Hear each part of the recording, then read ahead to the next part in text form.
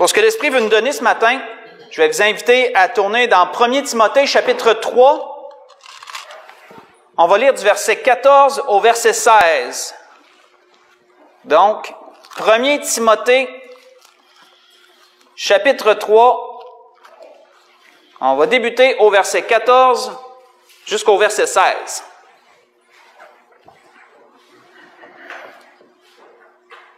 Cet épître, ce chapitre plutôt de la lettre à Timothée était particulier parce que c'est dans ce chapitre que l'apôtre Paul établit vraiment des procédures claires, à savoir comment qu'un pasteur doit être reconnu par l'Église, comment il doit être ordonné, et il est également mentionné la même chose pour les diacres.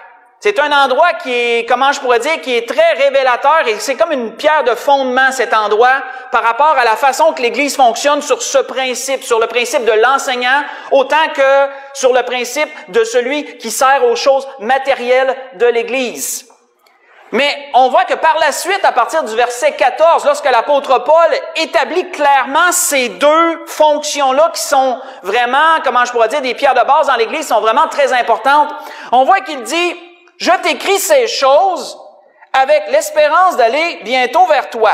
Mais si je tarde, tu sauras comment il faut se conduire dans la maison de Dieu. » Donc, on peut voir un peu, si on fait référence à avant, pourquoi qu'il dit ça. Tu sauras comment il faut se conduire dans la maison de Dieu, qui est l'Église du Dieu vivant, la colonne et l'appui de la vérité. Et sans contredit, le mystère de la piété est grand. Dieu a été manifesté en chair, justifié par l'Esprit, vu des anges, prêché aux païens, cru dans le monde, élevé dans la gloire. On va arrêter ici.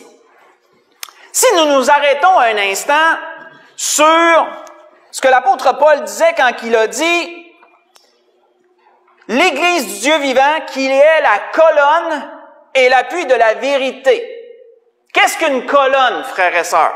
Qu'est-ce qu'une colonne? D'un point de vue physique, selon le dictionnaire, une colonne, c'est un pilier destiné à soutenir un édifice.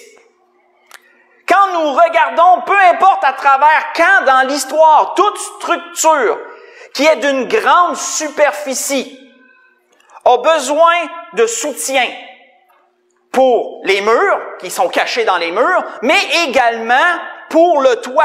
C'est pour ça qu'on en a ici au milieu de chaque côté. C'est vraiment des colonnes, c'est des soutiens qui servent à garder une structure bien en place, à garder une structure établie pour ne pas qu'elle ne s'écroule. Parce que, veut pas, avec la gravité, avec la loi de la pesanteur, le toit fait toujours une pression vers le bas à cause de la gravité. Et qu'est-ce que les colonnes font? Les colonnes, appuyées sur des bases solides, gardent la structure à sa place dans les airs. Peu importe où vous allez chercher à travers l'histoire, que ce soit dans l'Antiquité, et même encore aujourd'hui, avec toutes les méthodes de construction qu'on a aujourd'hui, il y a toujours besoin de colonnes. On les appellera plus vraiment des colonnes, on les appelle plus des piliers ou des poutres, mais c'est le même principe. Ça sert à garder une structure en place. Ça sert d'appui. Si vous voulez voir pendant la semaine, facile à trouver dans les constructions que Salomon a fait, admettons, dans 1 Roi 7, verset 1 à 22, lorsqu'il a construit le temple de l'Éternel et ensuite sa propre maison, mais vous voyez, à maints endroits, il est parlé de colonnes par-ci, de colonnes par-là, parce que veut pas ces édifices grandioses, que ce soit le temple de Dieu ou que ce soit sa propre maison, et le chapiteau qui suivait sa maison, qui servait à d'autres choses, mais ils ont tous eu besoin de colonnes, parce que c'était des structures énormes, il fallait vraiment des bons soutiens. Donc, il parlait de colonnes partout. Mais aussi, on voit que le Seigneur a utilisé cette même vision, cette même vue, ce même principe dans une promesse qu'il a fait à une des églises dans l'Apocalypse, lorsqu'il a dit « À celui qui vaincra, disait-il à l'église de Philadelphie, à celui qui vaincra, je ferai de lui une colonne dans le temple de mon Dieu, et il n'en sortira plus, est-il dit. » Voyez ça dans Apocalypse 3, verset 12. C'est une belle promesse que le Seigneur faisait en utilisant le principe que s'il t'utilise comme une colonne, les colonnes, ça change pas de place. Une fois que c'est là, ça tient la structure là et ça reste là. Mais aussi, quand nous regardons, selon le dictionnaire, une colonne a aussi un sens figuré. Et le sens figuré du mot colonne, c'est un soutien. Bien oui, on va dire, oui, on l'a vu, mais Pas d'un sens physique. Un soutien. Dans le sens figuré, c'est généralement utilisé pour désigner des personnes, une ou des personnes qui sont très engagées, très investies dans une organisation quelconque ou pour quelqu'un. Ça pourrait être utilisé comme ça. Des personnes qui sont d'un grand soutien à... c'est pour ça qu'on peut dire que, mettons, on le dit généralement, des fois des pasteurs le disent, que dans des églises, il y a des colonnes, il y a des gens qui sont très, très, très investis, se démarquent et ils portent ce titre-là. Et on peut voir ça dans plein d'autres organisations aussi où que des gens, on dit d'un langage figuré, ces gens-là, c'est des colonnes pour telle organisation parce que c'est des gens qui sont très engagés, qui soutiennent beaucoup, qui sont d'un grand soutien pour. On voit que l'apôtre Paul avait fait cette référence-là. Il avait fait cette référence-là, entre autres. Faites juste écouter. Il avait fait cette référence-là aux Galates lorsqu'il avait dit ceci. Il a dit, car celui qui a fait de Pierre l'apôtre des circoncis a aussi fait de moi l'apôtre des païens. Et ayant reconnu la grâce qui m'avait été accordée, Jacques, Céphas, qui est Pierre, et Jean, qui sont regardés comme des colonnes, me donnèrent à moi et à Barnabas la main d'association. Vous voyez ça dans Galates chapitre 2, j'ai lu le verset 8 et le verset 9.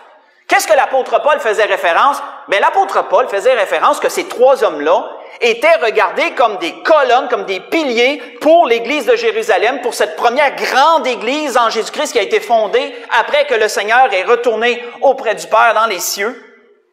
Ils étaient des gens qui se démarquaient, des gens qui œuvraient de façon, ils étaient très connus parmi les chrétiens.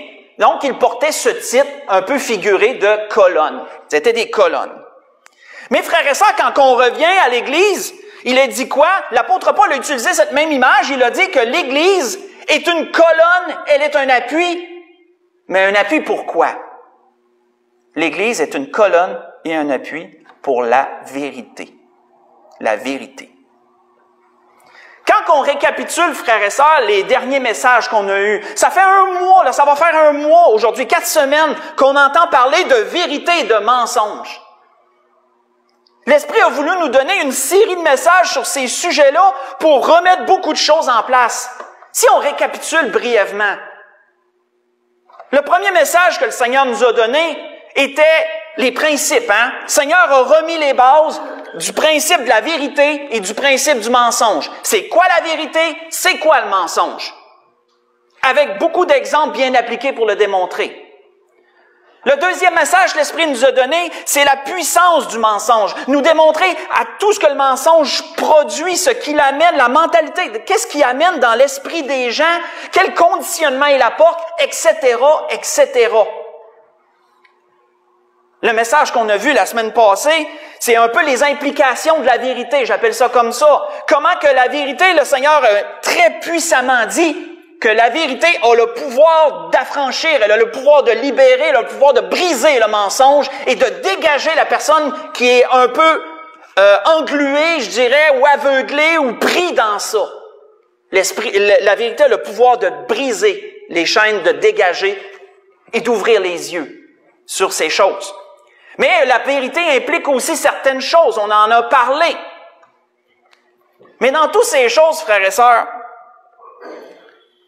l'Esprit est revenu souvent sur le principe, sur la base, c'est quoi la vérité et comment le principe s'applique en toutes choses.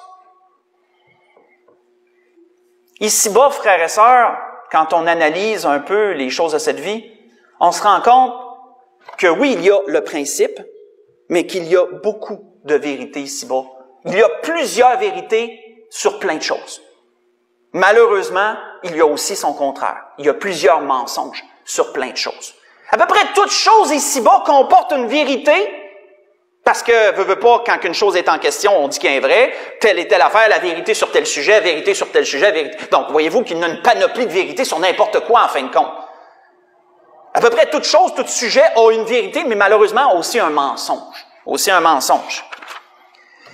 Mes frères et sœurs, quoi qu'il y ait une multitude de vérités ici-bas, il y en a une qui se distingue des autres. Il y a une vérité qui va se distinguer de toutes les vérités qui existent en ce monde.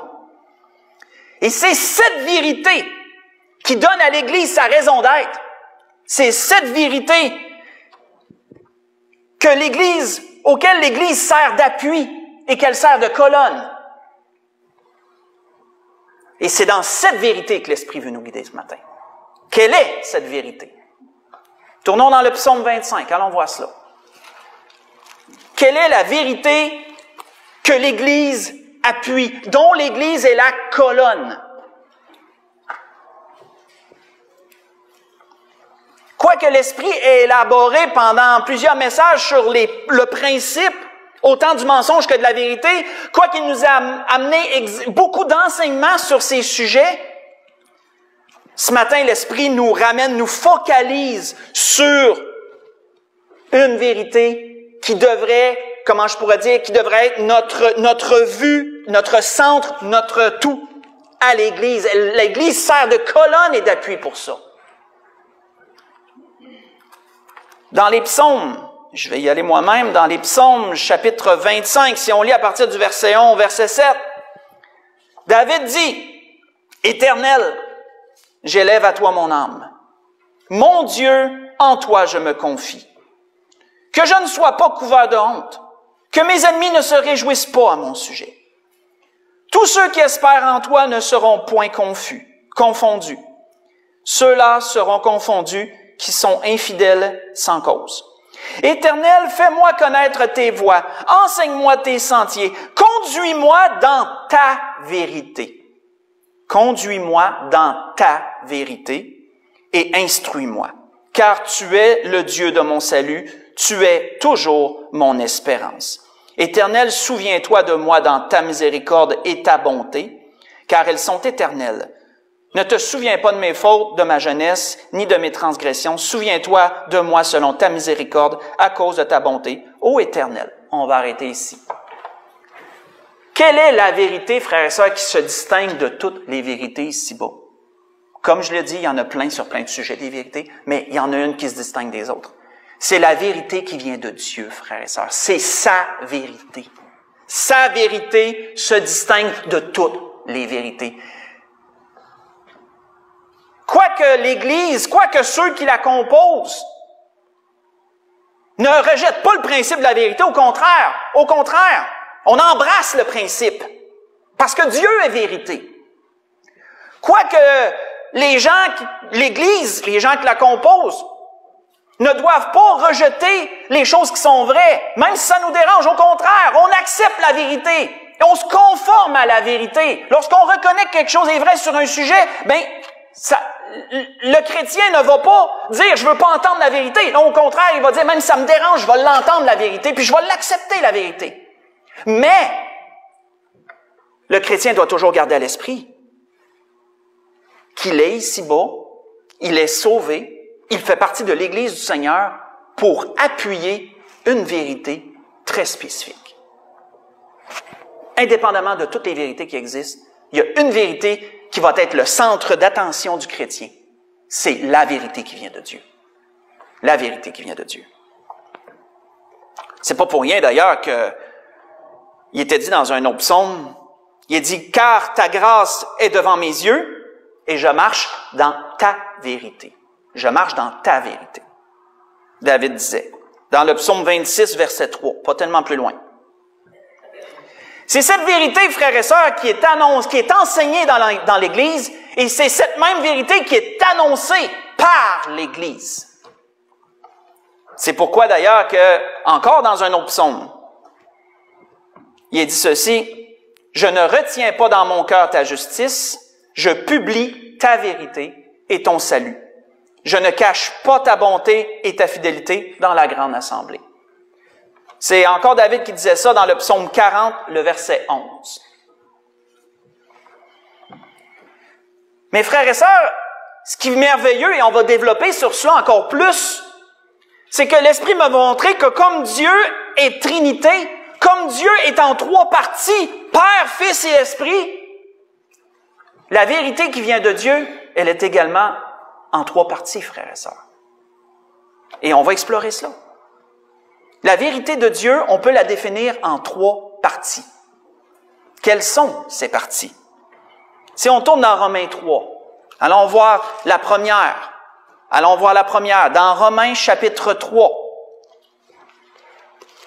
quelles sont les trois parties de la vérité qui vient de Dieu? Cette même vérité dont l'Église est la colonne et l'appui.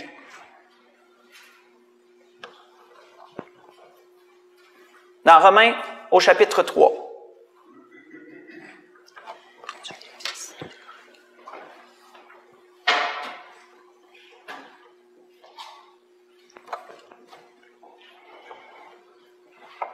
Je vois une image, mais je vois un piton rouge, c'est correct.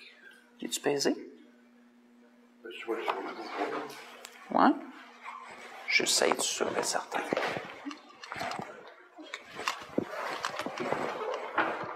Petite frousse, excusez. Donc, continue Romains chapitre 3. On lit du verset 1 jusqu'au verset 8. Ensuite, on va sauter au verset 19 et au verset 20. On voit qu'il est dit. L'apôtre Paul dit quel est donc l'avantage des Juifs? Ou quelle est l'utilité de la circoncision? Il est grand de toute manière. Et tout d'abord en ce que les oracles de Dieu ont été confiés. Hein, quoi? Si quelques-uns n'ont pas cru, leur incrédulité annulera-t-elle la fidélité de Dieu? Loin de là. Que Dieu, au contraire, soit trouvé vrai et tout homme pour menteur, selon ce qu'il est écrit, afin que tu sois trouvé juste dans tes paroles et que tu triomphes lorsqu'on te juge. Mais si notre injustice établit la justice de Dieu, que dirons-nous? Dieu est-il injuste quand il déchaîne sa colère?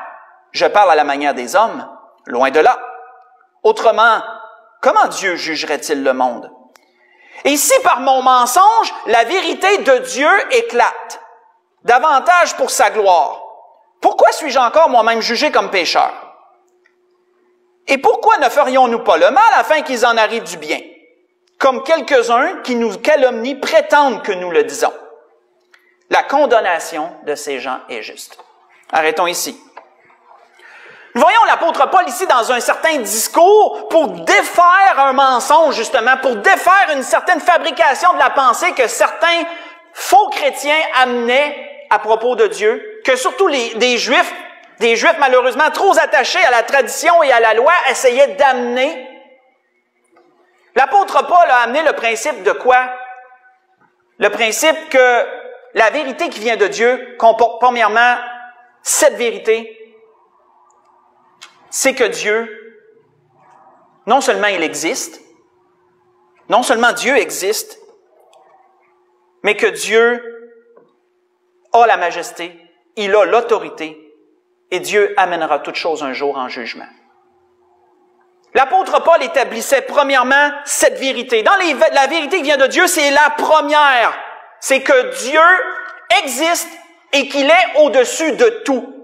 Et c'est lui qui jugera tout. Et tu ne peux pas croire que tu échapperas au juste jugement de Dieu. C'est ce que l'apôtre Paul leur disait. Vous pensez être couverts par la loi, vous pensez être couverts par ce que vous croyez, et vous aurez à passer devant Dieu. Puis vous devrez à ce moment-là reconnaître que Dieu est vraiment ce qu'il est.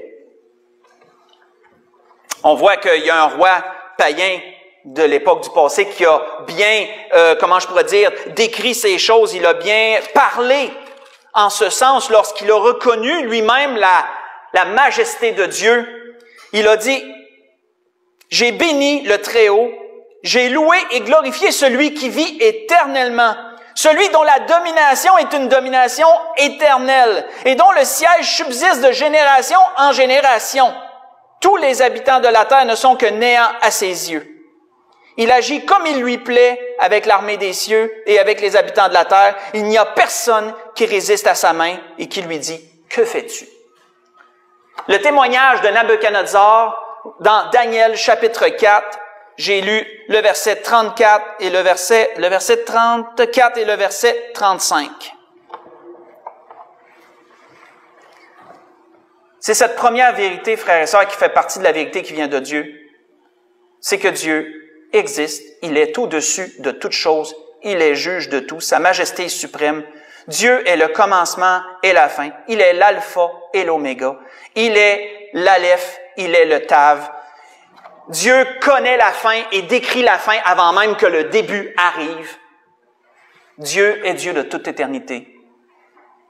Et comme Amos le disait si bien, prépare-toi à la rencontre de ton Dieu, ô Israël. Nous aurons tous un jour à comparaître devant Dieu. Celui qui croit se préparera. Celui qui n'y croit pas n'y échappera pas. Quelle est l'autre vérité? Quelle est la deuxième vérité? Tournons dans 2 Corinthiens 11. 2 Corinthiens chapitre 11. La deuxième vérité. 2 Corinthiens chapitre 11.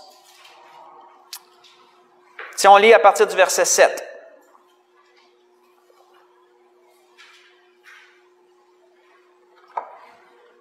Apôtre Paul encore en train de discourir, mais cette fois-ci avec les Corinthiens, à cause encore de Juifs qui apportaient d'autres un faux évangile. Il dit aux Corinthiens à partir du verset 7, « Ou bien ai-je commis un péché en m'abaissant moi-même afin que vous soyez élevés quand je vous ai annoncé gratuitement l'évangile de Dieu? J'ai dépouillé d'autres églises en recevant d'elles un salaire pour vous servir. Et comme, lorsque j'étais chez vous et que je me suis trouvé dans le besoin, je n'ai été à la charge de personne, car les frères venus de Macédoine ont pourvu à ce qui me manquait. En toute chose, je me suis gardé d'être à votre charge et je m'en garderai. Par la vérité de Christ qui est en moi, je déclare que ce sujet de gloire ne me sera pas enlevé dans les contrées de l'Achaïe. Pourquoi? Parce que je ne vous aime pas?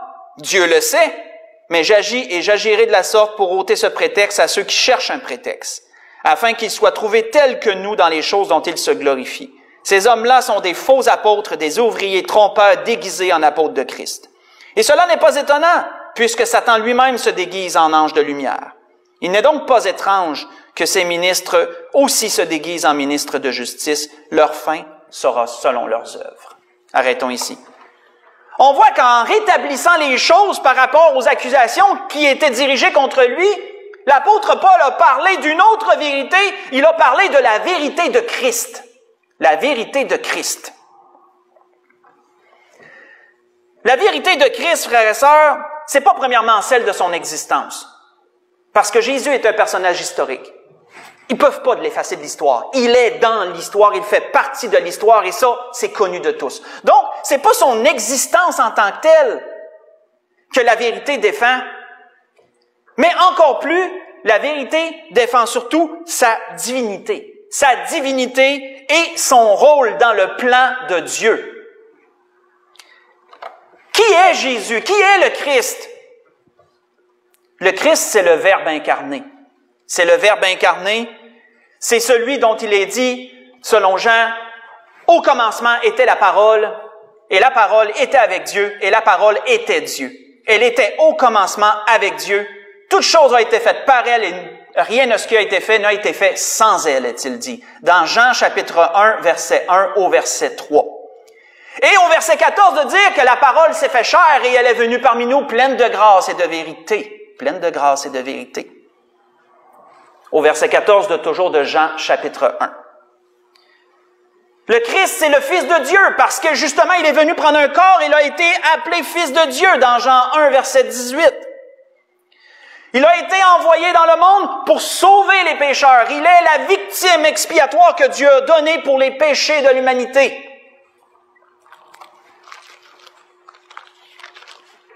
C'est ce que disait d'ailleurs Jean ailleurs en disant « L'amour de Dieu a été manifesté envers nous, en ce que Dieu nous a envoyé son Fils unique dans le monde pour que nous vivions par lui. » Et cet amour consiste non point en ce que nous avons aimé Dieu, mais en ce qu'il nous a aimés et a envoyé son Fils comme victime expiatoire pour nos péchés. 1 Jean chapitre 4, le verset 9 et le verset 10. Jésus, il est mort et ressuscité des morts, comme il est dit dans 1 Corinthiens 15, verset 20 au verset 22. Il est retourné à la droite de Dieu et il a été établi par Dieu, juge des vivants et des morts. comme il est dit par l'apôtre Paul dans 2 Timothée 4, verset 1. Et présentement, il intercède auprès du Père pour tous ceux qui se sont confiés en lui. Tous ceux qui ont donné leur vie à Dieu à travers Jésus-Christ sont protégés par Dieu, sont protégés par Jésus auprès du Père. Il intercède pour eux, comme il est dit dans Romains 8, verset 34. Et lorsque le temps de l'Église sera terminé, il reviendra nous chercher, comme il est dit dans Jean 14, verset 1 au verset 3. La vérité de Christ est la seconde des 3 vérités qui font partie de la vérité qui vient de Dieu. Premièrement, la vérité à propos de l'existence de Dieu et de sa majesté, de son autorité suprême. Deuxièmement, la vérité de son Christ, la vérité de Christ, celle qui est le plus attaquée ici-bas, présentement, parce que la première vérité est plus ou moins attaquée. On la tord un peu parce qu'on parle d'un être suprême sans trop de définition. On la prête à toutes les sauces, à peu près. Mais comme la parole a dit que Jésus serait la pierre d'achoppement, c'est très vrai, ça. Jésus est la pierre d'achoppement pour toutes les fausses croyances. Et pour être capable de s'unifier, comme on le voit, ils doivent retirer qui? Ils doivent retirer la pierre qui fait enfarger toutes les choses. Ils doivent retirer Jésus. Il est la pierre d'achoppement. Il est le rocher de scandale. Il est ce qui empêche le reste. Pourquoi? Il fait partie de la vérité de Dieu. Et c'est ça qu'on est en train d'enlever. Une autre vérité, qui est la 3e, qui fait partie de la vérité qui vient de Dieu. Tournons dans Galates chapitre 2. Voyons cette 3e, dans Galates chapitre 2. On a vu la vérité de Dieu, la vérité de Christ. Quelle est la 3e? Dans Galates chapitre 2.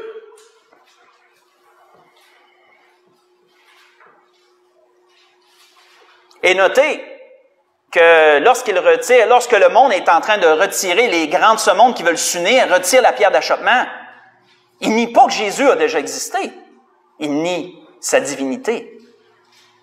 Il nie son, comment je pourrais dire, j'ai pas le mot, mais ce mot-là veut dire on peut seulement passer par lui. Il est le seul chemin, la seule vérité et la seule vie. Et c'est ça qu'ils veulent retirer. C'est ça qu'ils retirent. La 3e vérité, Galates chapitre 2, on lit du verset 1 au verset 5. L'apôtre Paul disait aux Galates, 14 ans après, je montai de nouveau à Jérusalem avec Barnabas, ayant aussi pris Tite avec moi. Et ce fut d'après une révélation que j'y montai. Je leur exposai l'évangile que je prêche parmi les païens. Je l'exposai en particulier à ceux qui sont les plus considérés. On a parlé de colonne tantôt, là. C'est une référence à ça. Afin de ne pas courir ou avoir couru en vain. Mais Tite, qui était avec moi et qui était grec, ne fut pas même contraint de se faire circoncire. Et cela à cause des faux frères qui s'étaient secrètement introduits et glissés parmi nous pour épier la liberté que nous avons en Jésus-Christ avec l'intention de nous asservir. Nous ne leur cédâmes pas un instant et nous résistâmes à leurs exigences afin que la vérité de l'Évangile soit maintenue parmi vous. La vérité de l'Évangile, c'est la 3e vérité. La vérité de l'Évangile. Nous croyons, frères et sœurs, que cette parole ne vient pas des hommes, mais qu'elle est inspirée de Dieu, qu'elle nous a été révélée par l'Esprit de Dieu et qu'elle est encore aujourd'hui expliquée et enseignée par l'Esprit de Dieu. Conformément à ce que l'apôtre Pierre avait amené déjà de son temps, en disant « Et nous tenons pour d'autant plus certaine la parole prophétique à laquelle vous faites bien de prêter attention, comme une lampe qui brille dans un lieu obscur, jusqu'à ce que le jour vienne apparaître et que l'étoile du matin se lève dans vos cœurs. Sachez tout d'abord vous-même qu'aucune prophétie de l'Écriture ne peut être un objet d'interprétation particulière. Car ce n'est pas une volonté d'homme, ce n'est pas par une volonté d'homme qu'une prophétie a été jamais apportée, mais c'est poussé par le Saint-Esprit que des gens ont parlé de la part de Dieu. 2 Pierre, chapitre 1, verset 19 au verset 21. Cela, frères et sœurs, fait de cette parole une parole toute particulière. La vérité de l'Évangile fait de cette parole une parole particulière. Comme l'apôtre Paul l'avait dit aux Colossiens, faites juste écouter. Nous rendons grâce à Dieu le Père de notre Seigneur Jésus-Christ et nous ne cessons de prier pour vous, ayant été formés de votre foi en Jésus-Christ, de votre amour pour les saints, à cause de l'espérance qui vous est réservée dans les cieux, et que la parole de vérité, la parole de l'Évangile vous a précédemment fait connaître. Voyez ça dans Colossiens chapitre 1, verset 3 au verset 5. La parole de vérité, la parole de l'Évangile.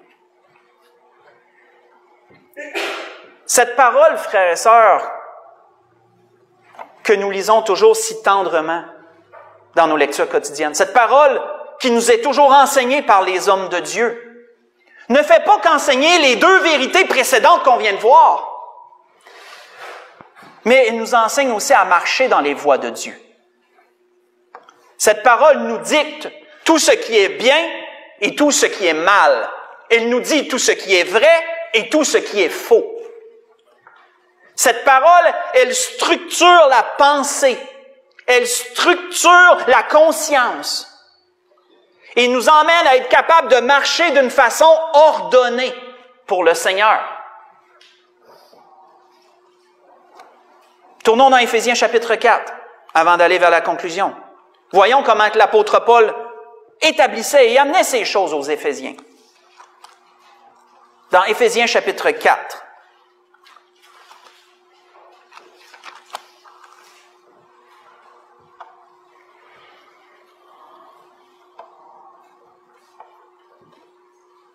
Éphésiens chapitre 4, si on débute au verset 15, l'apôtre Paul disait « Mais en professant la vérité dans l'amour, nous croîtrons à tous égards pour celui qui est le chef Christ. C'est de lui et grâce à tous les liens de son assistance que tout le corps, bien coordonné et formant un solide assemblage, tire son accroissement selon la force qui convient à chacune de ses parties et s'édifie lui-même dans l'amour. Voici donc ce que je vous dis et ce que je déclare dans le Seigneur. Vous ne devez plus marcher comme les païens, qui marchent selon la vanité de leurs pensées. Ils ont l'intelligence obscurcie.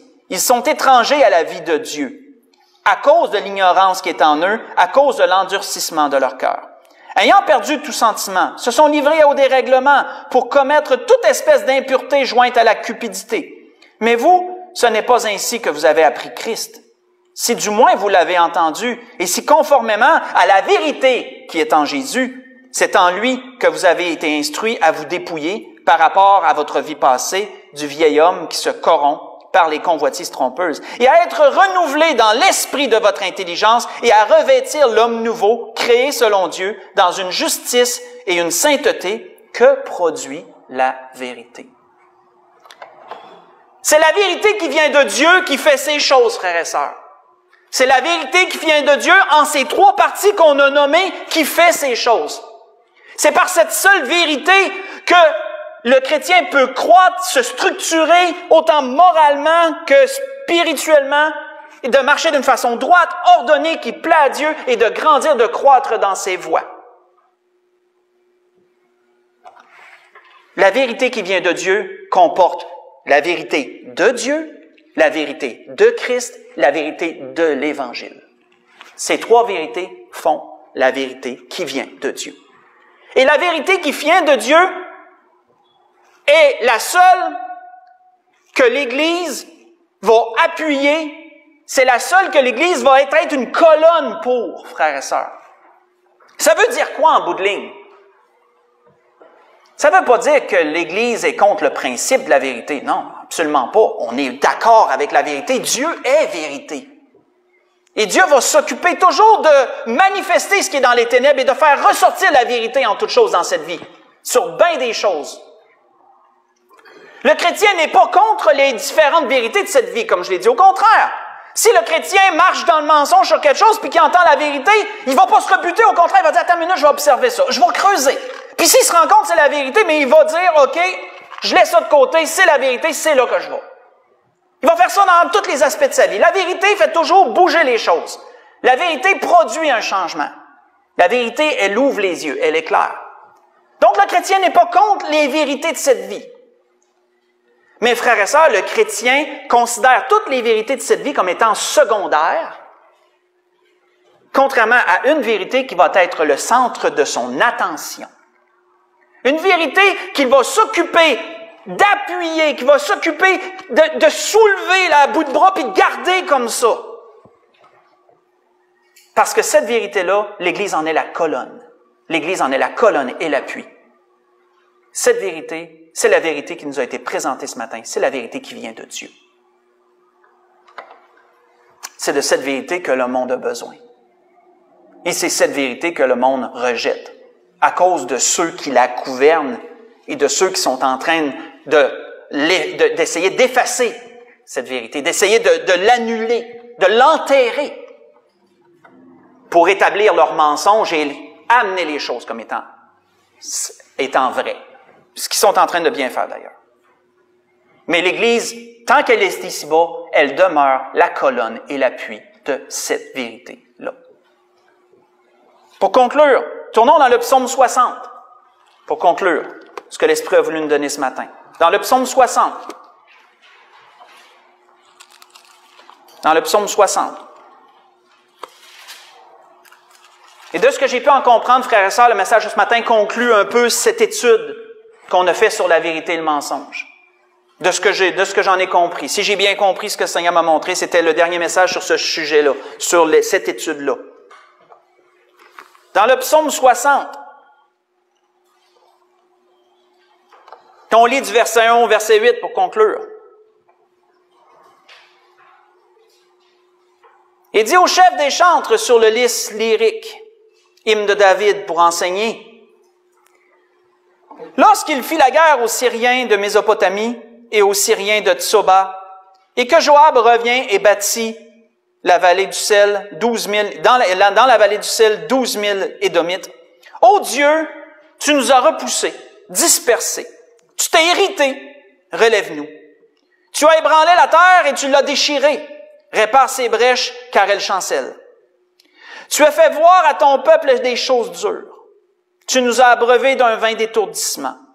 Tu as donné à ceux qui te craignent une bannière pour qu'elle s'élève à cause de la vérité, afin que tes bien-aimés soient délivrés, sauve par ta droite et exauce-nous. Dieu a dit dans sa sainteté, je triompherai. Je vais arrêter ici. La grâce que je nous souhaite à tous, frères et sœurs, rappelons-nous que Dieu nous a donné une bannière. Cette bannière, c'est la croix. Cette bannière, c'est Christ. Cette bannière, c'est le message du Seigneur. Et cette bannière, on doit l'élever. Comment s'élève-t-elle? Elle s'élève par la vérité. Quelle vérité? La vérité qui vient de Dieu. Gardons ces choses dans notre cœur. Focalisons notre attention. Ne rejetons pas la vérité et les vérités en ce monde, mais concentrons-nous aussi sur la principale, celle qui nous conduit et celle qui nous mènera jusque dans la vie éternelle. C'était ce que l'Esprit voulait nous donner ce matin.